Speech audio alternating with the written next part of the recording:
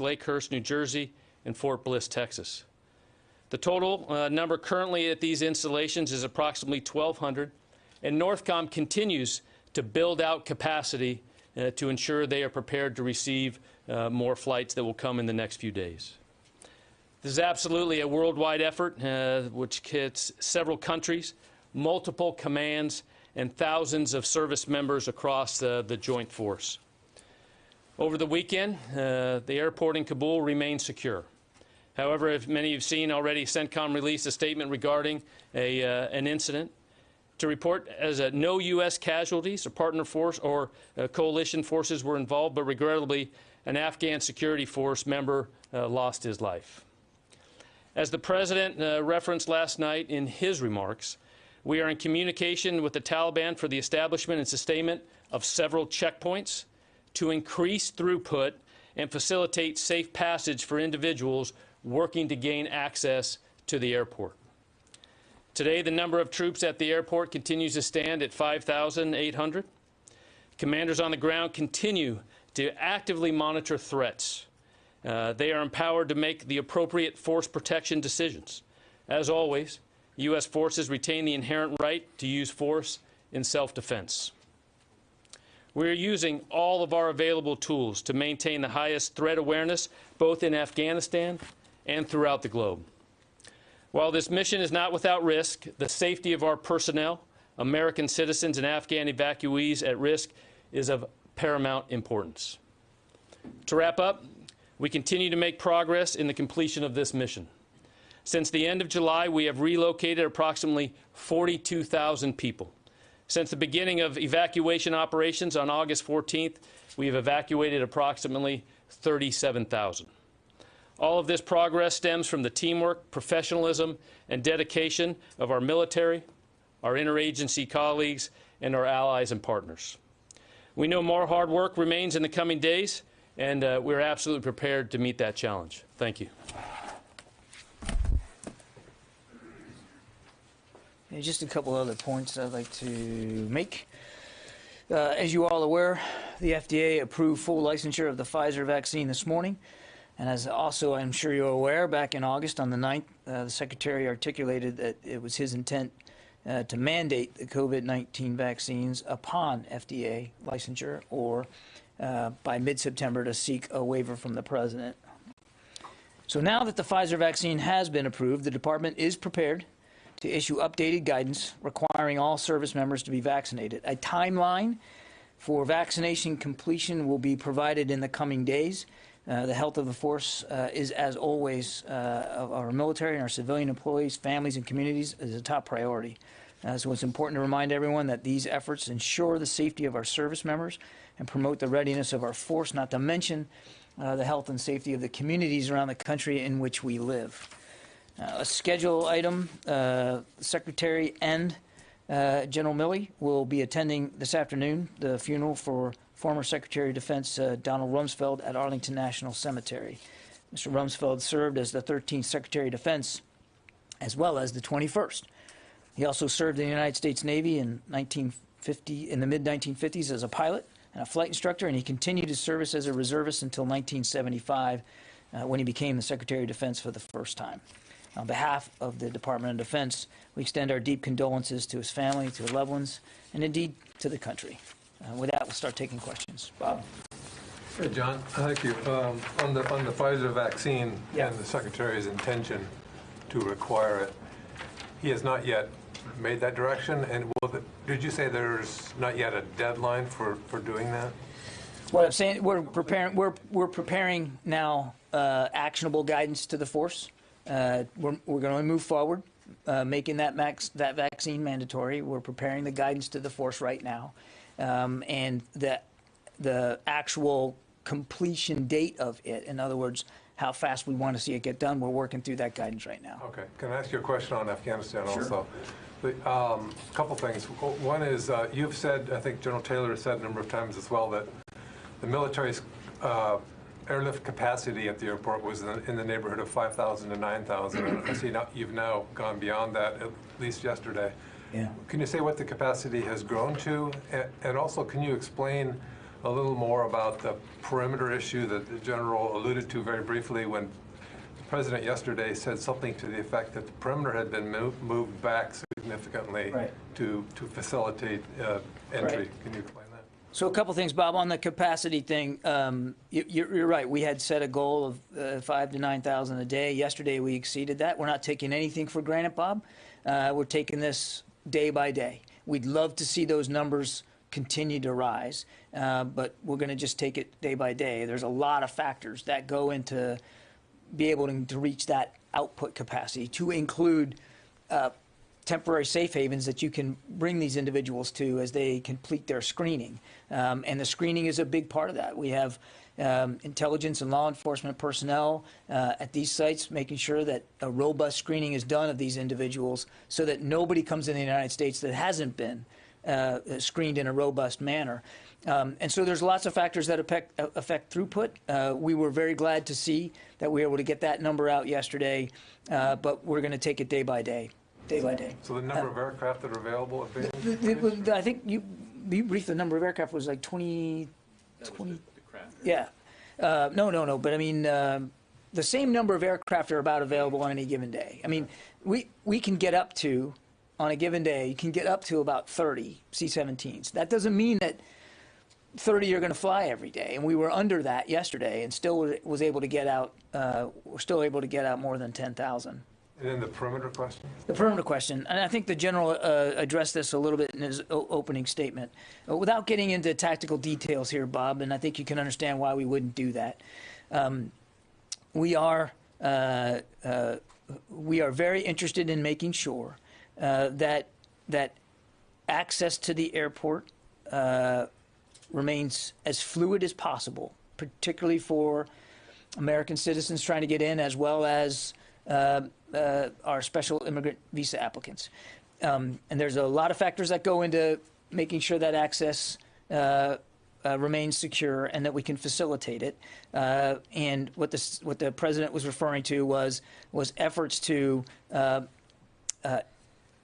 improve that access from a geographical space out beyond just the perimeter of the airfield. And I won't speak to the details of how we're managing that, but you can imagine thus far and going forward, it does require constant coordination and deconfliction with the Taliban. Yeah, So it absolutely is going. It's absolutely requiring of us to keep these lines of communication with the Taliban open, who do have checkpoints out beyond the airport. And what we have seen is that this coordination has worked well. This deconfliction has worked well in terms of allowing access and flow to continue, as well as reducing the overall size of the crowds just outside the airport. And those crowds have been a factor, Bob.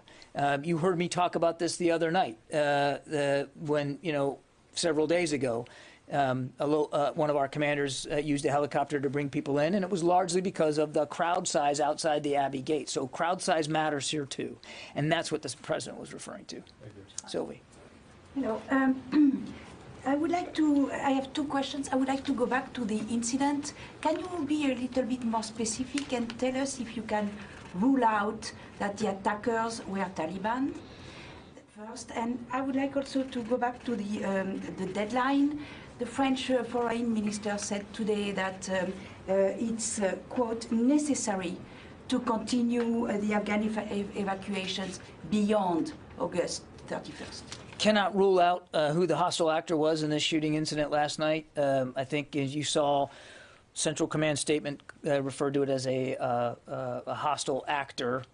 We don't know more than that. And this just happened, Sylvie, so I don't know when we'll have more forensics on this. Again, our focus was on making sure that we could maintain security at the airport. It was maintained. Sadly, it resulted in the loss of a life of one Afghan soldier and wounded several others. So, I mean, obviously, that's our focus right now. On the deadline, I can't speak for other nation states. I can only speak for the Department of Defense, and you heard the Secretary address this over the weekend. The goal is to get as many people out as fast as possible. And while we're glad to see the numbers that we got yesterday. We're not going to rest on any laurels. The focus is on trying to do this as best we can by the end of the month. And as the Secretary said, if he needs to have additional conversations with the Commander-in-Chief about that timeline, he'll do that. But we're just not at that point right now. Jen. Has the Taliban told you that August 31st is the deadline and that you must leave then? Are those communications happening? Is that something you've agreed to with the Taliban? We've seen the public statements by the Taliban spokesman about their views on the 31st of August. I think we all understand that view. And can you explain, is it only Americans and SIV holders that are allowed through the gate now? Has that changed? What is the policy about Afghans in need now coming? Afghans in need are still being processed and facilitated. Given the number of people who are in hiding who were either SIV recipients, some Americans, Afghan allies, why not reopen Bagram Air Base? Why not go get an agreement from the Qataris to come and land in Kandahar and Mazar-e-Sharif, elsewhere? We saw the Qataris bring the Mullah Baradar back with a C-17. Why not use the Pakistanis and the Qataris to help bring people out from, because right now you're just bringing people out from Kabul, and it's a choke point. Well, first of all, the throughput has improved and increased, and I'm not going to. I don't think it would be a useful expenditure of our time to Monday morning quarterback the whole issue with Bagram. It was closed down as part of the retrograde. Jen? About Monday morning quarterbacking, I'm talking about why not look at the situation now. You need airfields that you can land on to get people out. Jen, we are. Major General Taylor about this.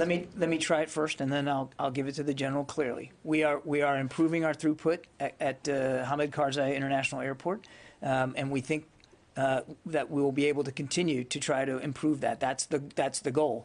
But what you're talking about would be an expenditure of resources and personnel, as well as an increase, most likely, to the threat that they're under to try to go back and as you put it, retake Bagram Air Base, which is the size of a small city.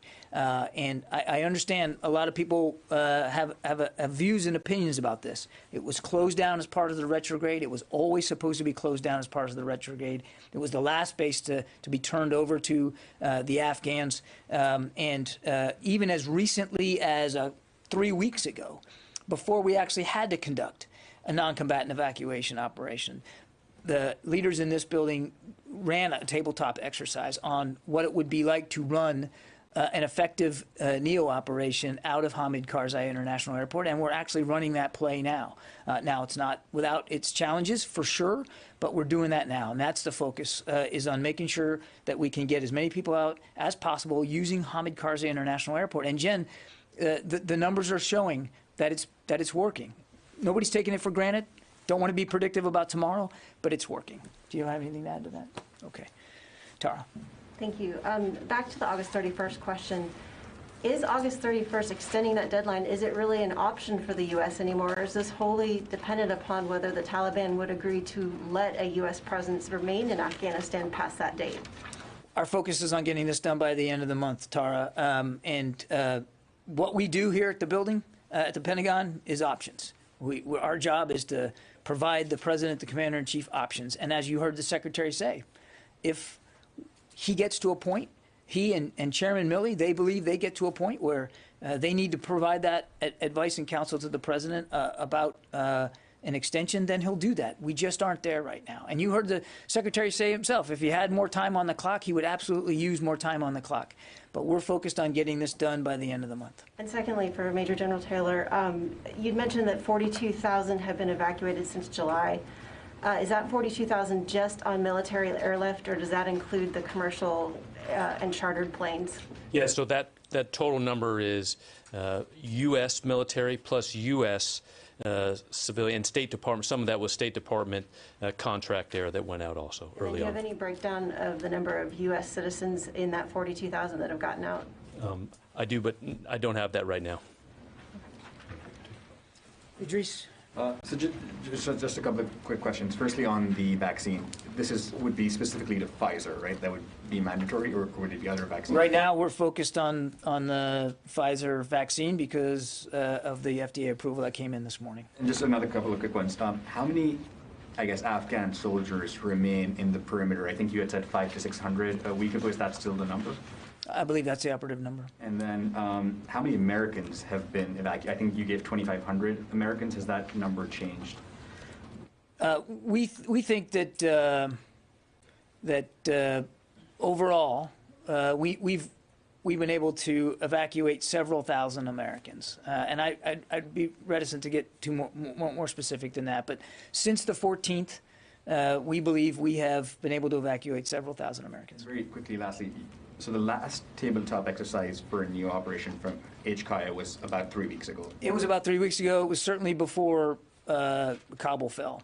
This was something that, and I've talked about this before, I mean, this was something that the Pentagon had been thinking about for a long time. I mean, as far back as late April, when we held a rehearsal of concept exercise here at the Pentagon, looking at the retrograde and how that was going to parse out over and through the summer.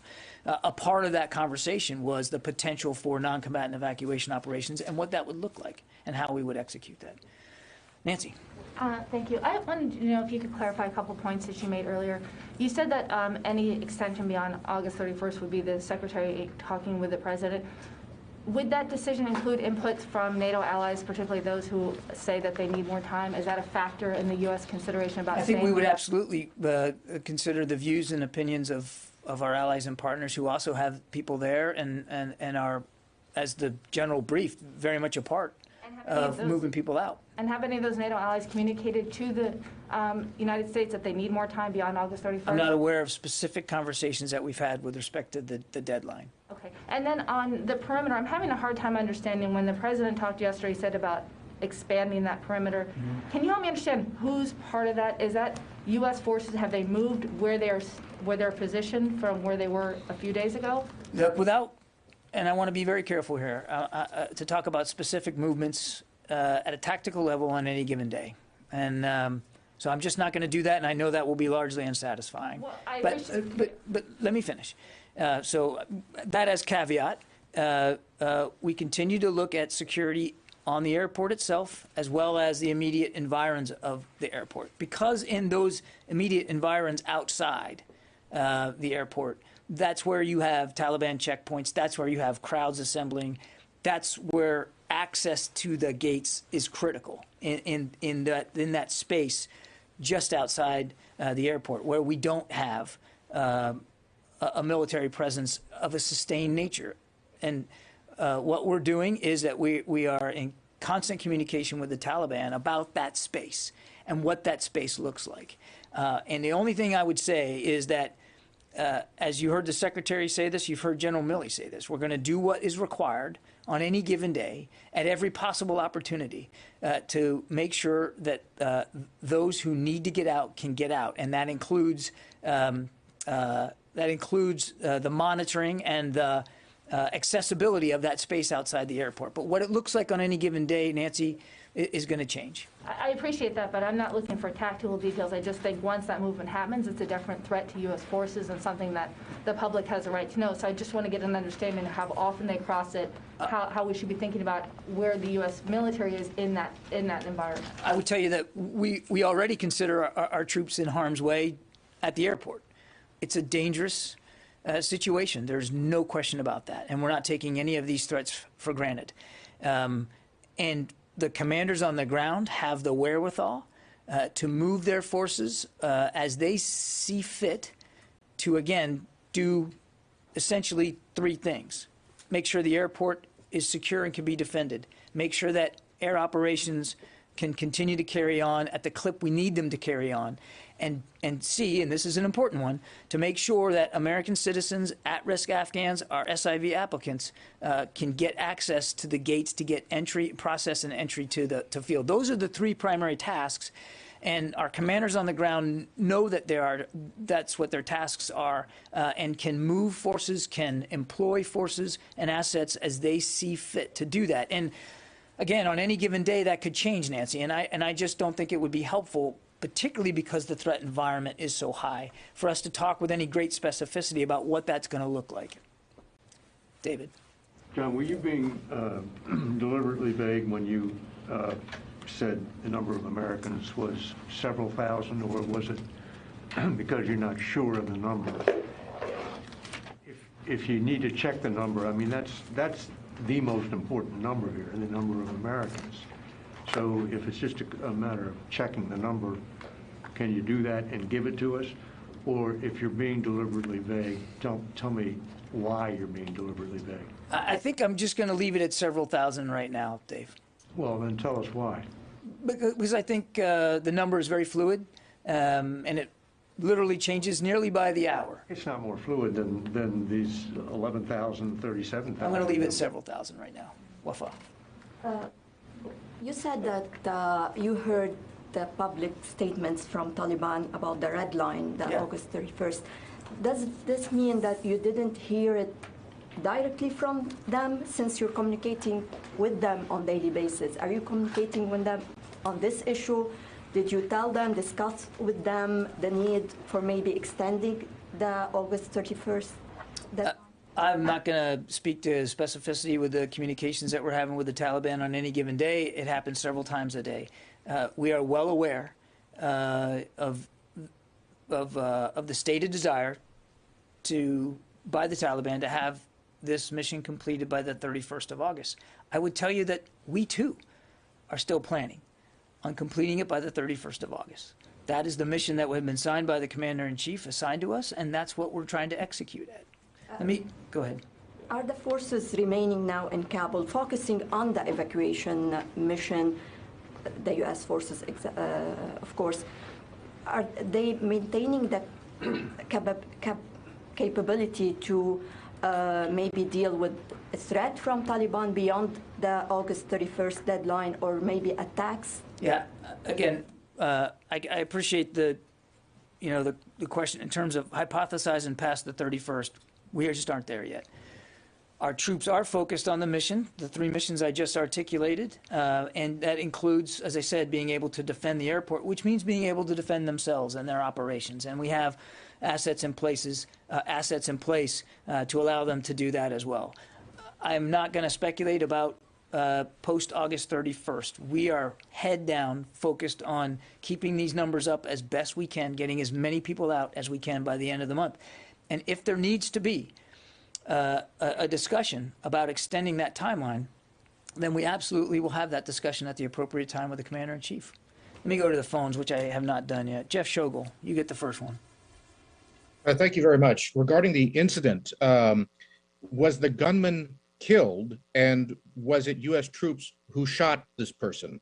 I do not know on either, Jeff.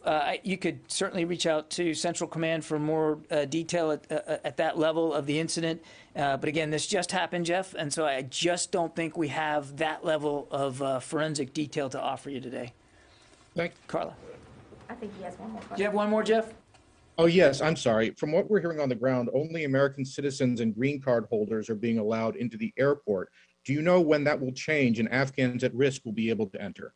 As I mentioned to Jen, it's for American citizens. It's for SIV. Applicants can still be processed through the gates. At-risk Afghans are absolutely being considered for entry. Carla. 2 questions. First of all, how many people have been killed at the airport? We've been hearing reports of 7, 9.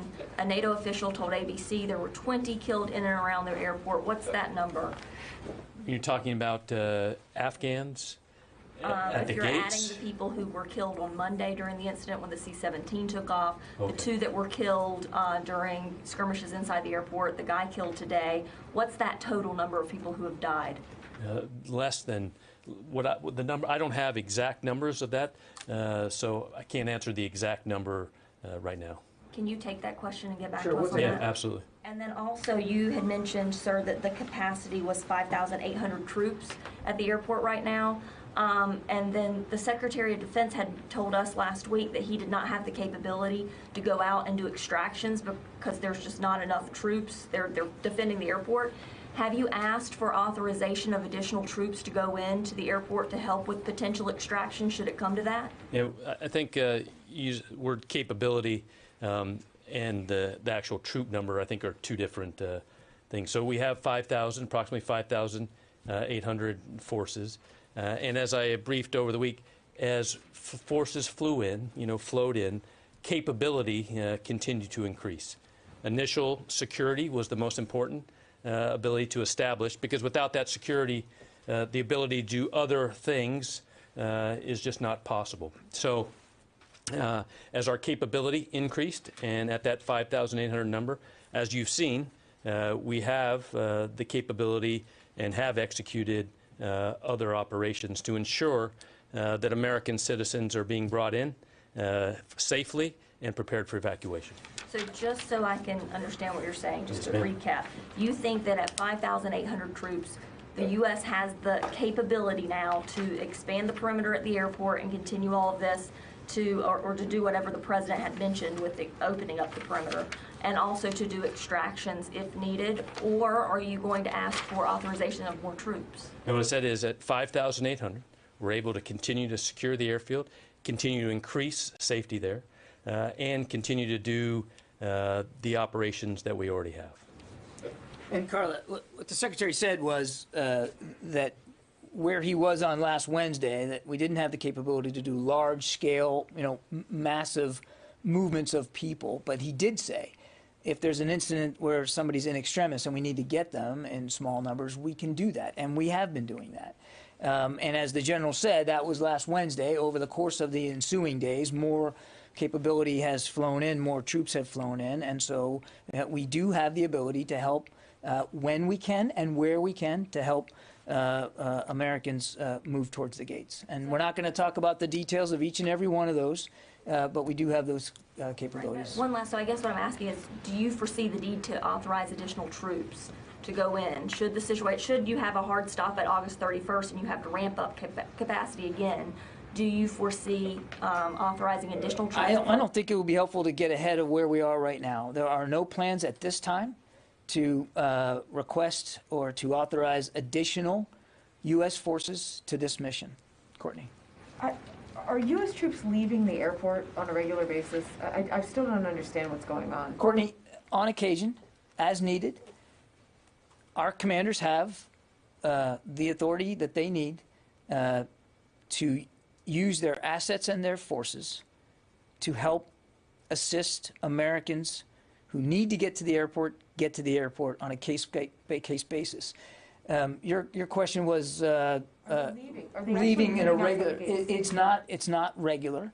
I don't want to leave you with the idea that we're somehow patrolling the streets of Kabul, but on occasion, where there's a need and there's a capability to meet that need, our commanders on the ground are doing what they feel they need to do to help Americans reach the airport.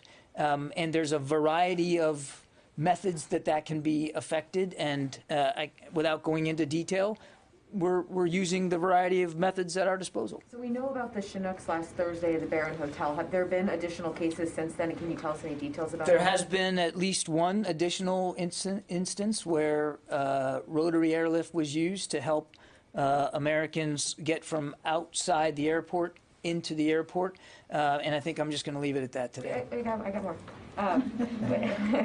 Your planning organization, when do you expect that you will have to, assuming that you're sticking to this August 31st deadline, when will you have to stop taking in additional people at the airport to evacuate? Because you're going to have to get the 5,800 American U.S. troops out, right? You mean stop taking in evacuees? Correct. Yes. When and additional Americans, whomever is left out there, like what is the deadline so that you'll be able to get the American military who are there at the airport supporting and any last embassy people who are there out? When will you stop accepting the evacuees in? I mean, remember, it's important to remember that we are not the only people flying evacuees out. It's certainly conceivable that even without a U.S. military footprint there, that people could still be able to get out of Kabul. I don't have specific retrograde timeline to speak to today. We'll work through that as appropriate as we get closer to the end of the mission. As you well know, we very methodically and deliberately plan in the movement out of assets and equipment and resources so that we can preserve the capability we need for as long as we need it. And I think I just leave it at that. I only asked that because it took several days to flow these 5,800 in. So I know that there were logistical hurdles to get them in. Presumably it won't take as long out, but it could theoretically take a day or two to get everyone, the military, back out. So that may bump the timeline back from August 31st to the 29th. Yeah, look, clearly Germans are speaking about 28. Yeah. Clearly, you have to do some backward planning for retrograde, obviously. I am not prepared today to speak to the specific dates or process by which that would occur. But obviously, we're thinking through that right now. And a lot of that's going to depend on how far we get as fast as we can get, by the end of the month. I just don't want to speculate now about what that's going to look like. But let me just back up. The focus is on getting as many people out as we can, as fast as we can. That means being able to secure and defend the airport, which we are doing now. And we will factor all of those things in to whatever the departure timeline looks like to make sure we can continue to maximize throughput as best we can and without getting anybody hurt. And thus far, with obviously some exceptions, some small exceptions, we've been fortunate that nobody has. Okay, Mike. Yeah, is there any effort to tally up the number of U.S. weapons and equipment that are now under Taliban control? And is there any program to mitigate this problem through destruction or confiscating them back, taking them back? Yeah, Mike, we talked about this before. I don't have an exact inventory of what equipment that the Afghans had at their disposal that now might be at risk. Obviously, we don't want to see any weapons or systems that to fall into hands of people that would use them in such a way to harm our interests or those of our partners and allies. We have a vested interest, obviously, in not wanting that to happen. But I don't have any policy solutions for you today about how we would or could address that going forward. I would remind you, though, Mike, that an awful lot of equipment, weapons, resources were drawn down even in the last years and months of the previous administration, as President Trump decided to move down to a force of 2,500. So there was a lot of retrograde of things up to that point. And then after the president's decision in mid-April to complete this drawdown, albeit on an extended timeline, and we've talked about this too, the very big part of the retrograde was the disposition of weapons and equipment and systems and vehicles. Some of them were destroyed. Some of them were brought back home. Some of them were redeployed into the region. And yes, some were turned over to the Afghans. We're working through right now to try to get a better sense of what that would look like. But I don't have any specific solutions for you in terms of what we can or will do going forward on this. Then, to the degree, well, I'll leave it at that. Jenny. Thank you. Let me ask the General Taylor, please. General Taylor, the United States has requested South Korea to help accept Afghan refugees. Do you have any more detail on this?